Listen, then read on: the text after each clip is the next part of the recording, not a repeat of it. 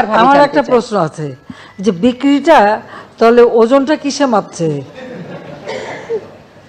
কোনো কিছু বিক্রি হলে যেটা ওজন মাপা হয় না? এখন তো অবশ্যই ইলেকট্রনিক মেশিন আছে, আগে তো দাড়ি পাল্লায় হতো, তো কিসে মেপে বিক্রি হচ্ছে আর বিক্রিটা হয় কিভাবে?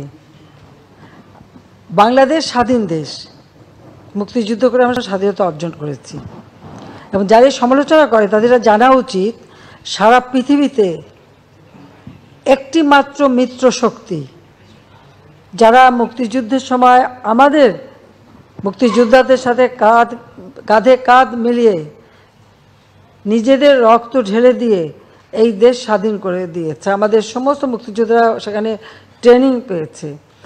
পৃথিবীর যে কোনো দেশ যারাই কোনো যুদ্ধে মিত্রশক্তির সঙ্গে সহযোগিতা করেছে বা মিত্রশক্তি তাদের এসে সাহায্য করেছে, তারা কিন্তু সেই দেশ ছেড়ে কোনোদিন ফেরত যায়নি।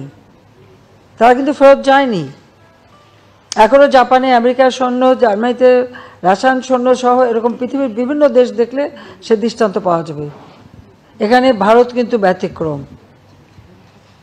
তারা মিত্রশক্তি হিসেবে আমাদের পাশে থেকে যুদ্ধ করে এসেছে, কিন্তু যখনই জাতিপিতা বঙ্গবন্ধু শেখ মুজিব চেয়েছেন যে তারা দেশে ফিরে যাক, ভারতের তদানীন্তন প্রধানমন্ত্রী শ্রীমতী ইন্দিরা গান্ধী সঙ্গে সঙ্গে সেটা রাজি হয়েছেন এবং তাদেরকে ফেরত নিয়ে গেছেন। তারা যে যুদ্ধের সরঞ্জামাদি সব কিছু নিয়েই কিন্তু এসেছিল, এখানে যুদ্ধ করেছিল। পাকিস্তানি হানাদার বাহিনী সারেন্ডার করেছিল তাদের কাছে, কিন্তু আমরা কিন্তু স্বাধীন সার্বভৌম রাষ্ট্র পেয়েছি, কারণ তারা কিন্তু ভারতীয় সেনাবাহিনী প্রত্যাহার করে নিয়েছে। এরপরে যারা কথা বলে যে ভারত বিক্রি হয়ে যাবে, এরপর বিক্রিটা হয় কিভাবে?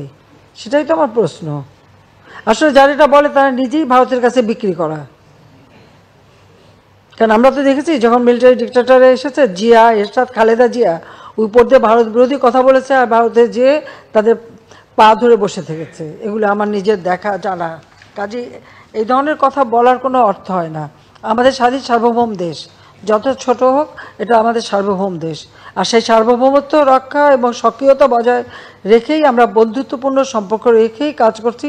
আজকে এই যে আমরা সমস্ত যোগাযোগ ব্যবস্থা খুলে দিলাম, তাদের সবথেকে বেশি লাভবান তো আমাদের দেশের মানুষ। তাদের যোগাযোগ করতে হয়, যেতে হয়, চিকিৎসার জন্য যায়, পড়াশোনার জন্য যায়, বা অন্যান্য কাজে যায়, হাটবাজার করতে যায়, আজমির শরীফে যায়, আবার বিভিন্ন জায়গায় যায়। তো আমাদের ব্যবসা বাণিজ্যের ক্ষেত্রটা তো আরও উন্মুক্ত হবে। যেখানে বিক্রি আমরা করি না, যারা কথা বলে তারা বেচার জন্য অথবা ওই ইউজ মি, মানে ব্যবহার করুন আমাকে, এই নিয়ে বসেই থাকে। এটা হলো বাস্তবতা। শেখ হাসিনা এই দেশকে বিক্রি করে না, কারণ আমরা এই দেশ স্বাধীন করেছি, এটা তাদের মনে রাখা উচিত। আর যে কষ্টটা আমরা ভোগ করছি সেটা আমরা জানি না। যারা বিক্রির কথা বলে ৭১ সালে তারা পাকিস্তানি দালালি করছে, আর কি করেছে?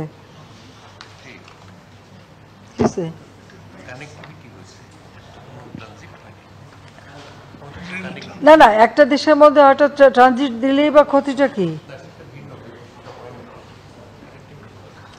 আর রেল যেগুলি বন্ধ ছিল আমরা সেগুলি আস্তে আস্তে খুলে দিচ্ছি। তাতে আমাদের ব্যবসা বাণিজ্যে সহজ হচ্ছে, আমাদের ওই অঞ্চলের মানুষগুলি উপকৃত হচ্ছে, তাদের উৎপাদিত পণ্য বাজারজাত করার সুযোগ হচ্ছে, বা যে সমস্ত জিনিস আমাদের দেশে হয় না সেগুলি আনার সুযোগ হচ্ছে।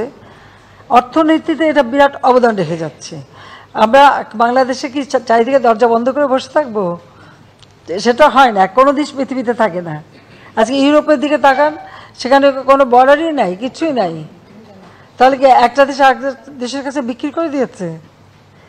একসময় রোম্যান্স ল্যান্ড ছিল। আমরা যখন ইউরোপ সফর করতে দেখেছি, সবাই এক জায়গায় গাড়ি থেকে নামতে হয়েছে, পায়ে হেঁটে যেয়ে আবার মানে কাস্টম চেকিং করে আবার পায়ে হেঁটে উঠতে হয়েছে। এখন কিন্তু সেসব কিচ্ছু নাই, সব ঠিক আছে। কিন্তু প্রত্যেকটা দেশ সভরেন দেশ, স্বাধীন দেশ, কেউ কাউকে তো বিক্রি করেনি। তবে সাউথ এশিয়াতে কেন এই বাধা দিয়ে রাখবো? কারণ আমাদের দেশের মানুষগুলির কথা চিন্তা করতে হবে, কারণ আমাদের মানুষের ভাগ্য পরিবর্তন করাটাই আমাদের সবথেকে বেশি প্রয়োজন। ধন্যবাদ।